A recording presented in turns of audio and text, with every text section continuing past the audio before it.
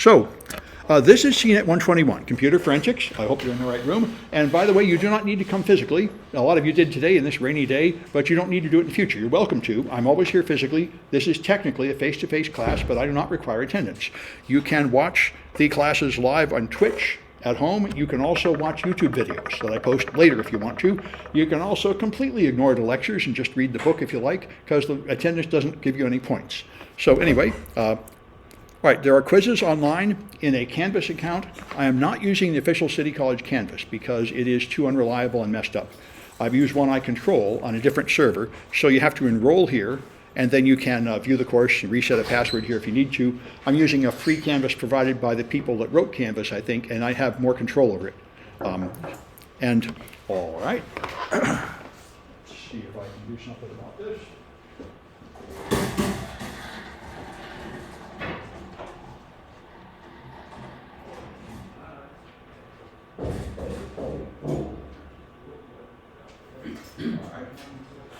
Good. All right. So you should turn in your stuff in Canvas. You'll turn in screenshots of most of the projects, and I'll show you that later. And there are quizzes there to go over the chapters, and your grade just depends on the hands-on projects, the quizzes, and a final exam. There's no midterm exam.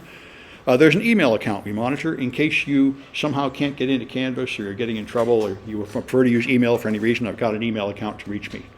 And the best thing to do is reach me on Twitch. And this is, I teach every day, Monday through Thursday, and on Saturday. So if you have any question about any class, just tune into my Twitch channel an hour and a half after it starts. I only lecture for about the first hour. An hour and a half, I just take questions about any class. So if you are getting stuck, if you can't log in, if you can't make your virtual machines work or anything, just connect with me there. I occasionally get students who spend the whole semester and then freak out and complain to everybody that they couldn't find anybody to get any help. So hopefully that won't happen to you. You should be able to find me. I'll be in physical rooms scattered all over the campus these nights. You can just come physically or you can tune into Twitch if you need any help. All right, and so this is Computer Forensics. And let me get into my Canvas, which is here. All right.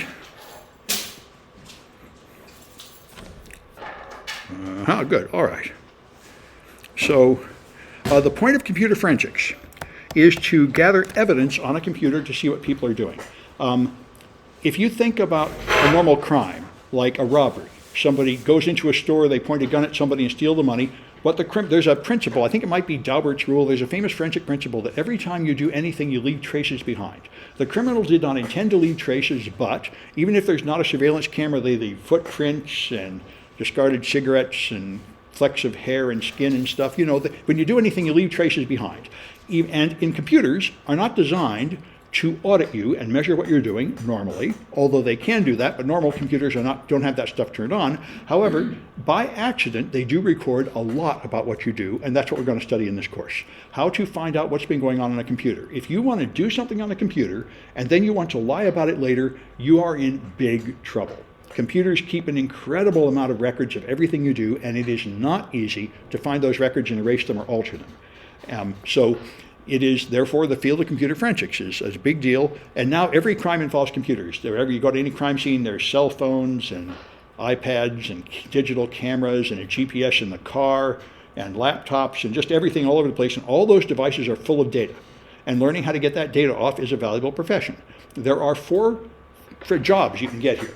The one that's most obvious is police computer forensics, working for police or for defense, analyzing computers for crime. That's there, but that's the old-fashioned, not the biggest job.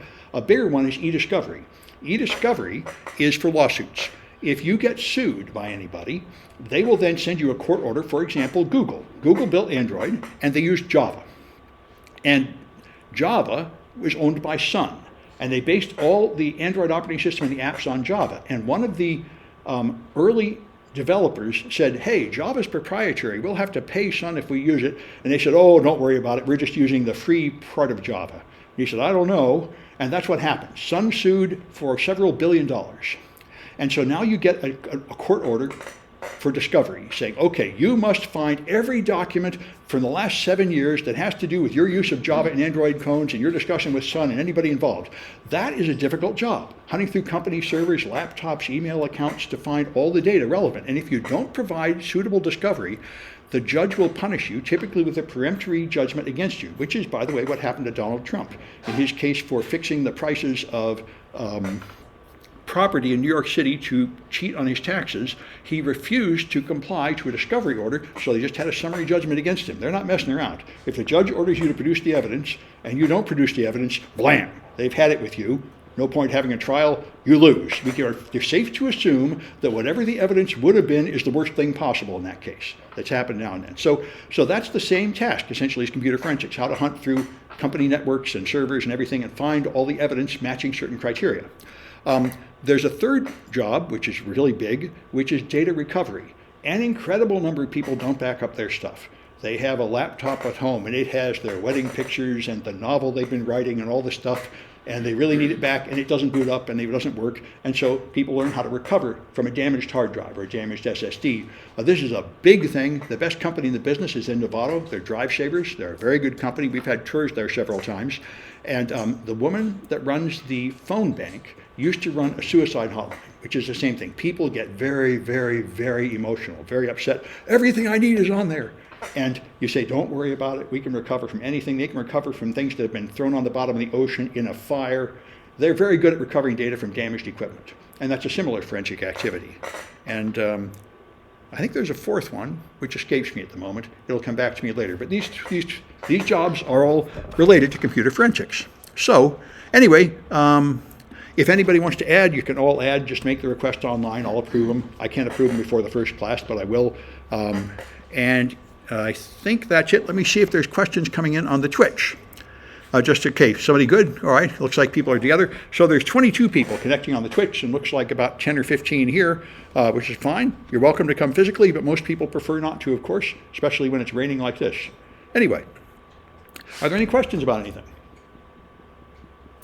Yeah. So if we want to add, I already put an ad request in. Yeah, you make the ad request. I'll approve them later. Okay. Yeah. I don't enforce any limit or anything. I'll just add as many people as want to get in. Okay, thank you. Sure. All right. Need to get access to CCSF. I do not record attendance. Attendance doesn't matter. Your grade depends only on your quizzes and the hands-on projects and the final exam. All right. Yeah. I did see on Canvas that you put out an announcement saying you won't be using Canvas. Right. I'm not using the City College official Canvas. I'm using another one. So this is the most important thing to know. This URL, samsclass.info. This is what I've been using since before there was Canvas. I've been teaching. So that's the URL that has all my classes, and that's the center of it all. Canvas is not the center. It's just a place to put quizzes and record scores for me. You'll notice I'm pretty clumsy about operating Canvas. Other people make beautiful directed courses, but I'm not good enough at it. So samsclass.info is where you go, and then you go to the course here, and here you'll find all the information about the course, the schedule, and all the projects, which are the main thing. And the only thing you really need in Canvas is the quizzes, really. And that's where we put your scores when you grade your projects, and that's where you turn them in, which I'll show you later. Good? These are good questions. Any others? Let me see if there's any coming in online. 123, it's not loaded on Canvas. Yes, I don't know, but come to the 123 orientation. It'll probably be by then. If you're taking, there's a different course, but it's always more demand than we have sections available. Ethical hacking here. There'll be an orientation on January 20 at 10 a.m., and then we'll explain everything about this course.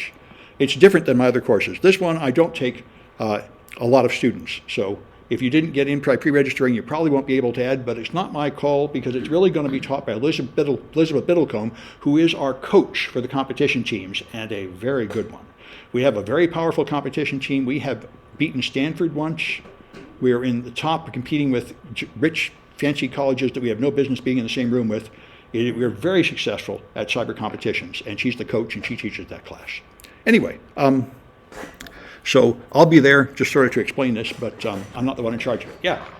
Back to the jobs available, you didn't mention in a security team, like at a technology company. Sorry, I'm not hearing all that. What was that? I said, back to the jobs available once you've Yeah. completed a course like this, you didn't mention, being on a security team at a tech company, for example, and I know there's some forensics involved, so I was wondering if there's no distinction. Yes, you've got a point. I didn't think of that as the main profession, but of course, yes, people do have, if large companies do have their own forensic teams, in order to do regular forensic things like analyze crime inside the company and malware outbooks, it's also the other one, instant response, that's what I was thinking. Instant response is the fourth thing you can do with these tools. It's a very similar thing. Somebody's hacked you, and you got to find out how did they get in, what did they do, where did they go. That's, again, a very similar job of hunting through the machines for the traces of where they've been. And so that's mainly what you think of, although the larger companies have their own forensic teams. Smaller companies just hire consultants when it happens. And by the way, DriveSavers will now do legal forensics. They will do forensics on things, and they will send someone to testify in court about what they found for prosecutions, which is a pretty good service. And the police have that, but most companies don't have that except the very large ones. Good? Any other questions? Well, let me stop this bit about introductions and have a separate one about the first chapter.